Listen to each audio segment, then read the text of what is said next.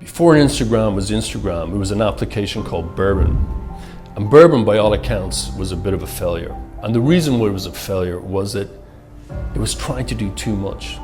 And Kevin Systrom, who was one of the founders of Bourbon, which eventually became Instagram, he looked at it and said, what can we cut down? How can we make it simple? How can we take what's good about Bourbon and make it into another application, which eventually became Instagram? And what they did was they took the ability to put filters on photographs and share it and made it that simple, and that became Instagram. Years later, in an interview, Kevin Systrom talked about cutting it down and making it simple, not just to make the user's experience better, but more importantly, he wanted to make the message simple so the people that use it could tell their friends in 1 or 2 sentences what the application did. And he knew that would make it viral. And viral is exactly what happened with Instagram.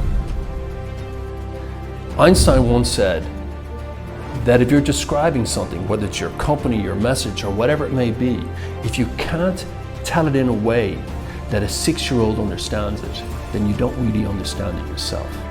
So the key point here is try to make it simple, not just your product simple for user experience, but your message simple. What are you selling?